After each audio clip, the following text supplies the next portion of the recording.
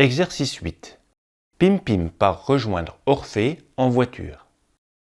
Malheureusement, aux 2/5 du trajet, la voiture tombe en panne.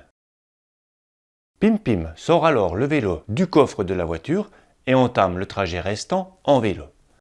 Mais, manque de chance, c'est pas une grande journée pour lui, la roue crève après avoir parcouru les 2/3 du trajet restant.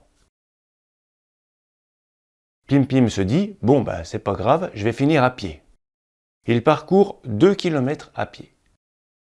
Quelle était la longueur totale du trajet?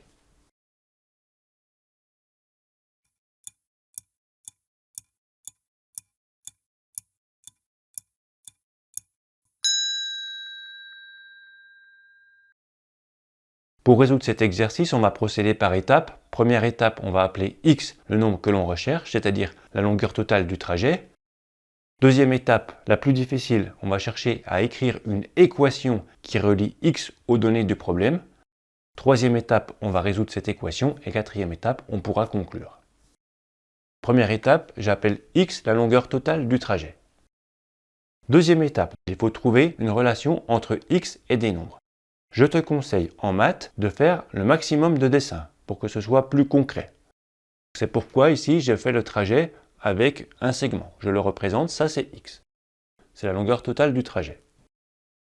On sait qu'après 2/5, la voiture tombe en panne. Après 2/5 du trajet. C'est un petit peu moins que la moitié de 5e. Donc je fais un segment pour le trajet en voiture. Combien reste-t-il à parcourir en vélo? Il reste de 2/5 pour aller à 5/5. Donc 3/5. 3/5 de x, 3/5 du trajet.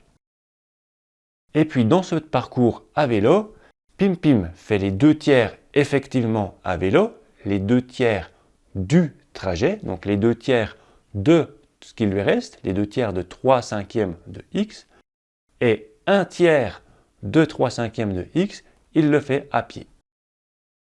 1/3 de 3/5, ça fait combien?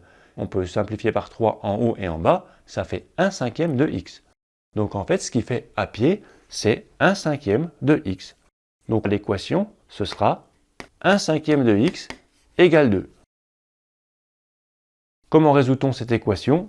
Très facile, on fait x égale 2 divisé par 1/5. Pour diviser par une fraction, on multiplie par son inverse. On obtient x égale 10 km. La distance totale du trajet était 10 km.